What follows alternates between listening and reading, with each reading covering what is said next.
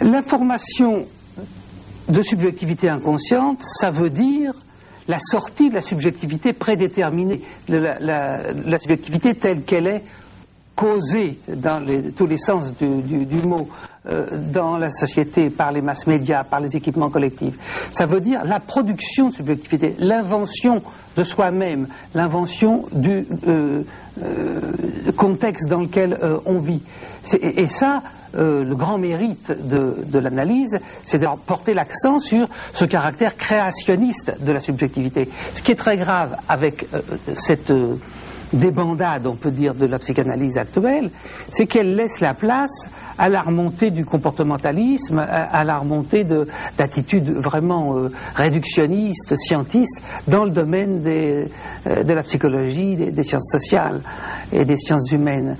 Et aujourd'hui, vous avez un courant, par exemple, qui prend une grande importance, c'est celui de la thérapie familiale, qui, pour une part, représente une certaine ouverture sur la famille et donc une certaine ouverture des fenêtres sur le caractère un peu renfermé de la psychanalyse, mais qui, pour d'autre part, reste finalement très lié à des conceptions réductionnistes du systémisme anglo-saxon. Heureusement, il y a un certain nombre de gens qui, au sein de ce courant maintenant très puissant, plus puissant que la psychanalyse, qui cherchent à travailler dans une voie de singularisation de la cure. Je pense à Monique Caillé. Surtout très puissant outre-Atlantique. Très puissant en Italie, très puissant en France, très puissant en Belgique. Ce que vous leur reprochez essentiellement, puisque on peut déjà leur régler leur compte, peut-être sur le fond quand même, essentiellement, ce que vous leur reprochez, c'est de maintenir le système en l'état. Dans la mesure où c'est un système comportementaliste, en fait, on maintient le système et on ne règle pas le problème de l'être considéré comme déviant, au fond, qu'on encourage à continuer à être dans son mal-être par rapport au système. Bien qu'il parle toujours de système ouvert, qu'un certain nombre de courants se réfèrent à Prigogine, c'est-à-dire à des bifurcations, à des équilibres, à des organisations loin de l'équilibre.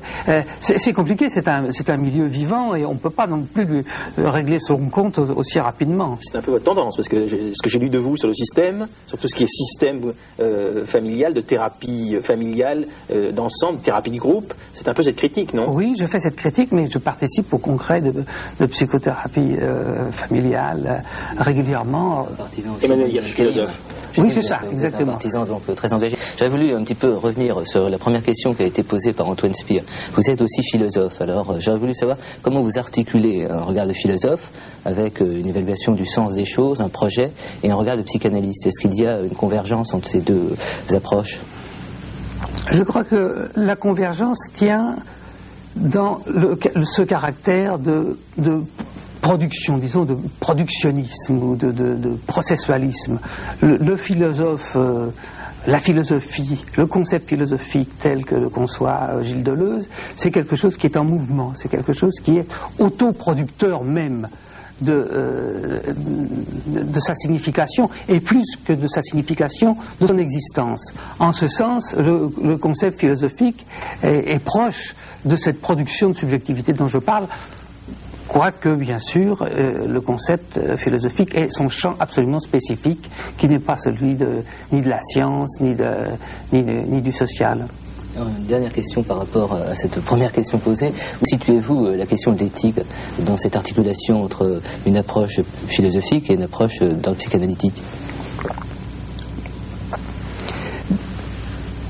Je le situe, si vous voulez, dans un déplacement, une dérive des paradigmes qui ont régné sur la psychologie, la psychanalyse, les sciences humaines, qui est un paradigme...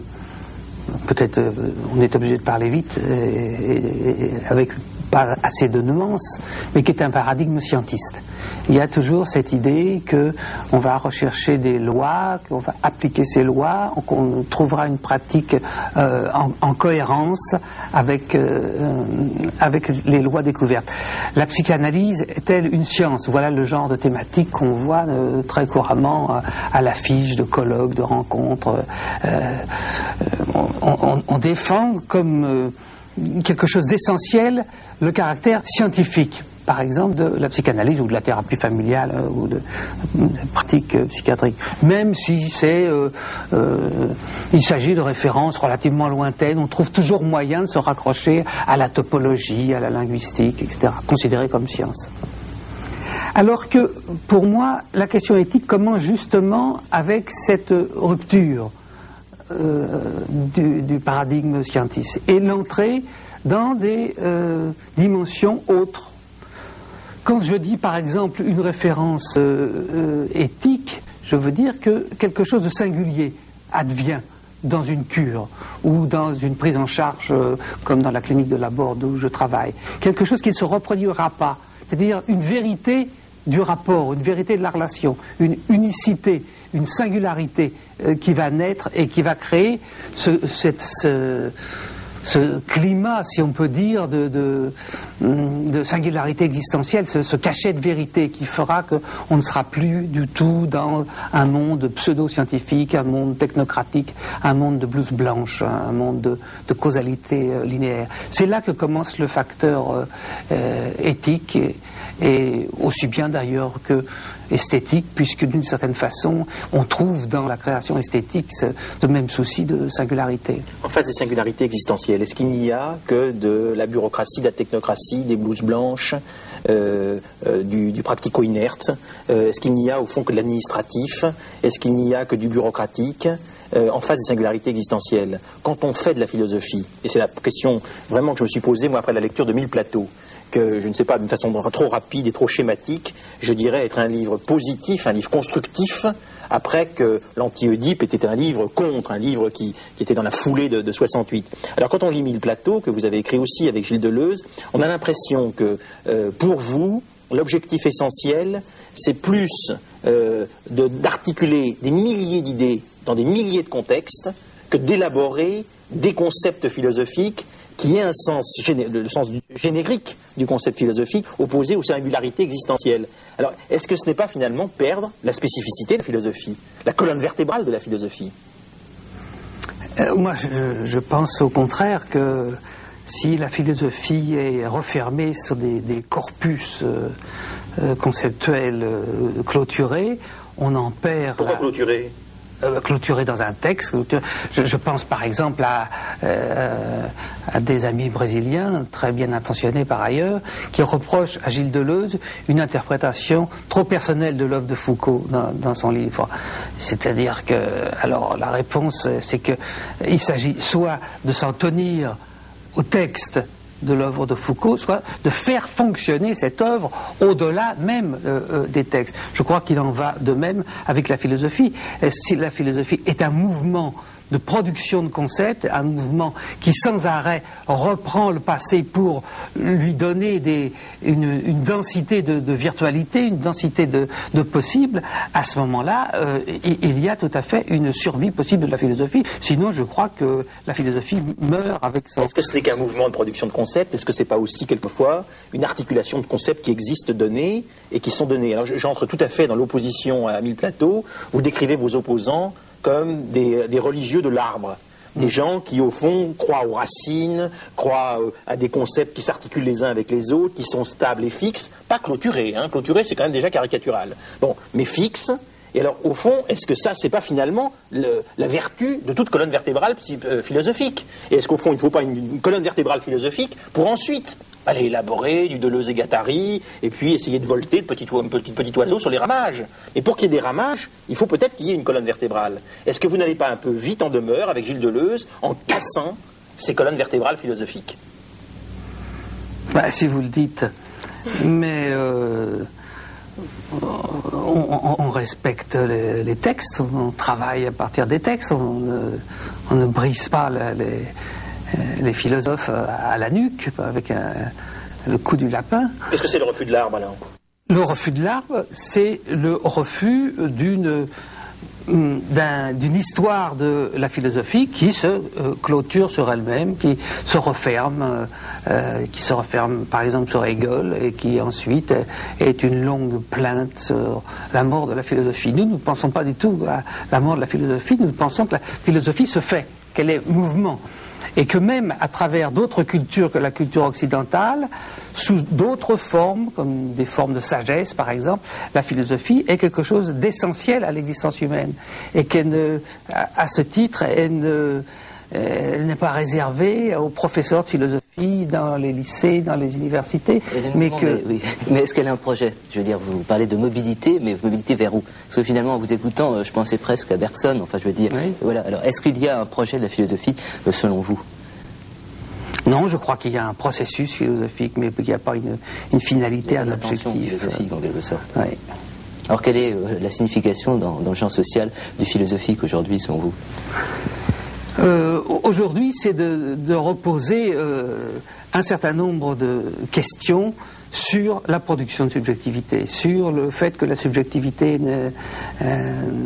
est engagée dans d'immenses aventures avec les technosciences, dans d'immenses aventures avec la dégradation de la biosphère, d'immenses aventures avec des mouvements démographiques considérables, des brassements culturels. Savoir, est-ce qu'il y a à travers cela une possibilité d'avenir? Est-ce qu'il y a du possible mais y compris à des niveaux très...